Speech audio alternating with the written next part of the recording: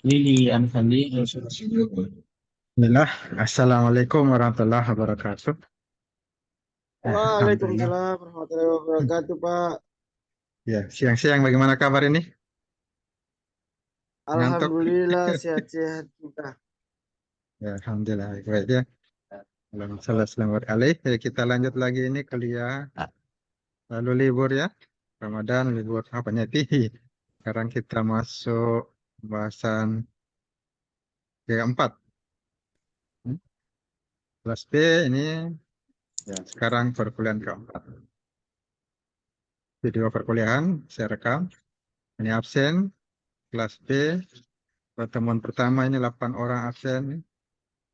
Ini yang kedua, ketiga, sekarang keempat. Kita lanjut ke materi kelas A. Ini. Jadi sudah ada tugasnya sini, tinggal klik, bisa dibuka dan segera dikerjakan kalau bisa setelah materi, setelah kuliah. Ini profil mahasiswa, baik dari mailnya, nama, dan NPM juga kelas. Kemudian soalnya, bahas tentang kapal. Pertanyaannya ini tidak ada jawabannya di materi, tinggal dipelajari. Dibuka kembali dibaca, sudah bisa jawab dengan mudah. Bila dengan saya dulu kuliah, dosennya buat pertanyaan berbeda dengan jelaskan. Akhirnya kerja baru lagi cari jawaban. Ini sudah dimudahkan, sudah ada jawaban di materi. Nah, termasuk tentang karakternya, tentang karakter agar kita mengambil kepribadian, akhlak yang baik sebagai teknokrat ya, orang teknik, rencana teknik. Nah, materinya kita masuk tentang kapal. Nah, sini kita akan membahas pembahasan tentang kapal. Kita akan bahas pengertiannya, jenis-jenisnya, bagian-bagian kapal itu sendiri, karakteristiknya, karakteristik kapal, dan juga istilah-istilah yang digunakan dalam kapal. Nah, pertama kita akan bahas tentang pengertian kapal. Sampan atau perahu, ini dikenal. Di kampung sampannya perahu. Jadi, yaitu kendaraan pengangkut penumpang dan barang yang tempatnya di laut atau di sungai, di air tentunya. Kalau bahasa Inggris ada dua. Bahasanya menggunakan istilah ship and boat. Ship itu yang kapal lebih besar, sedangkan boat kapal lebih kecil. Boat ada di Banggai itu, Kecamatan Banggai, Banggai Laut itu setiap hari ada speedboat. Kelihatan kapalnya kecil. Speedboat, kapal kecil yang cepat. Sebuah perahu itu disebut kapal itu ditentukan oleh ukuran kapal. Ada standarnya. Sebuah perahu disebut kapal. Ukurannya, undang-undang, ada aturan pemerintah, atau kebiasaan masyarakat sekitar yang mana disebut kapal. Untuk menggerakkan kapal, ada beberapa jenis kan kapal yang digerakkan dengan dayung. Zaman dulu sampai sekarang juga di kampung-kampung masih menggunakan dayung. Di nelayan menggunakan dayung. Bisa dilihat di Maas, ada di Tanjung, itu nelayan menggunakan dayung dan ada juga mesin ya.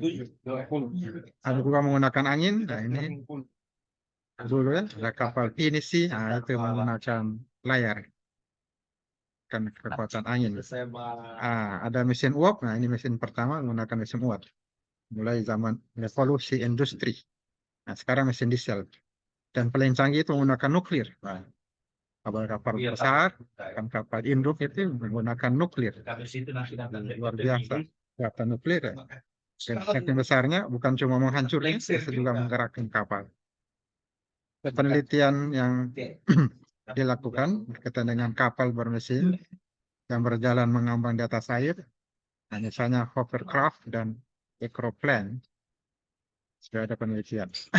Juga diteliti kapal yang digunakan di dasar laut ya, kapal selam. Kapal bukan cuma di atas, besi padahal, tapi bisa berjalan di atas laut, yang luar biasa. Nah, juga ada di dalam laut juga bisa bergerak, kapal selam. Ini tahun 2008 ada kerjasama antara Indonesia dengan Rusia untuk apa namanya membagi pengetahuan tentang membuat kapal selam perang. Sekitar 10 tahun perjanjiannya kan. Waktu itu saya ikut, dan kalau di tahun depan berarti 2018 sudah bisa Indonesia buat kapal perang, kapal selam perang. Jadi buat, jadi seharusnya karena sudah kerjasama dengan Rusia, bekerja sama membuat kapal. Ini ada transfer teknologi. Tapi tentunya kapal Rusia lebih hebat lagi. Kita baru buat sepakatan 10 meter, mereka tentunya lebih besar lagi. Masih tertinggal teknologi, dari segi teknologi.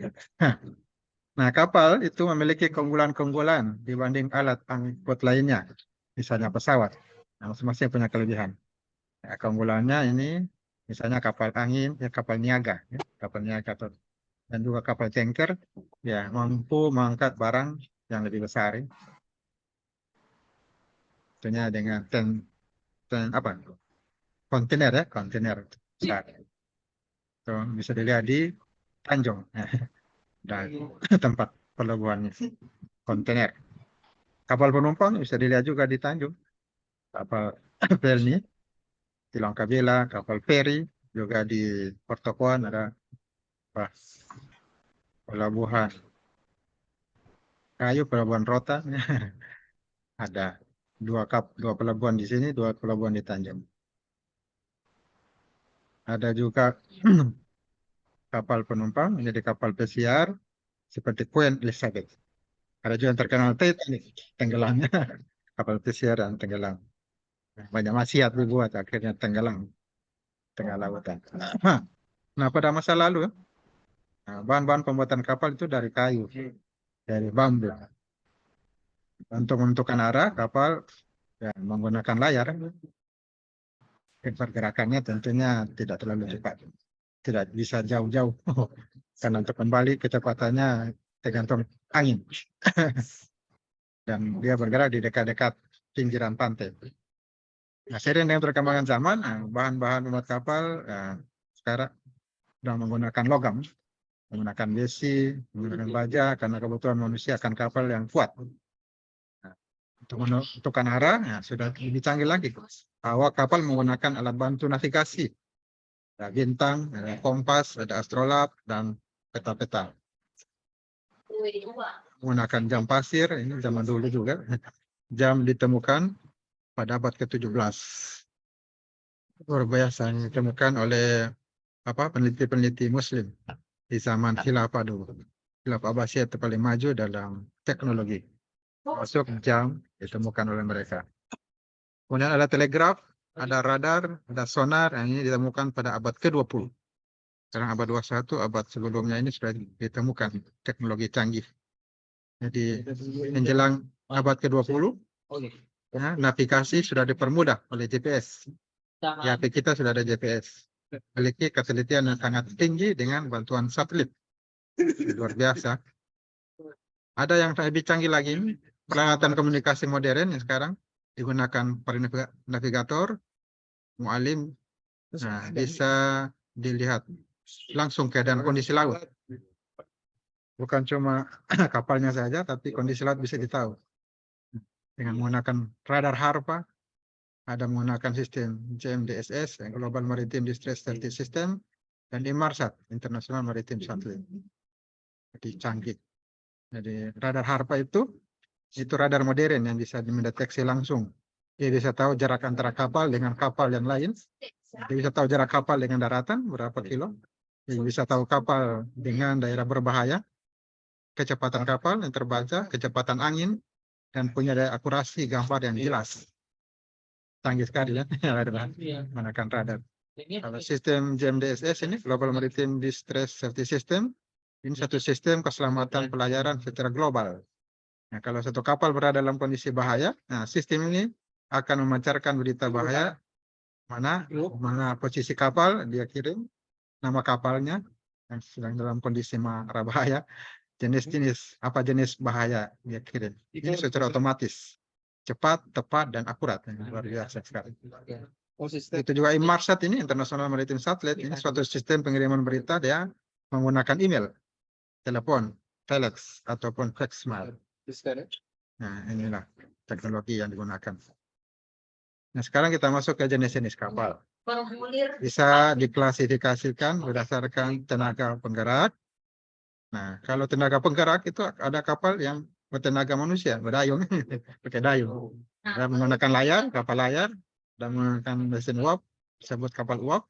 Ada kapal diesel, ini mesin, menggunakan mesin, seperti sekarang, kapal motor, dan ada juga kapal nuklir. Kalau dari segi fungsinya, nah ini macam-macamnya.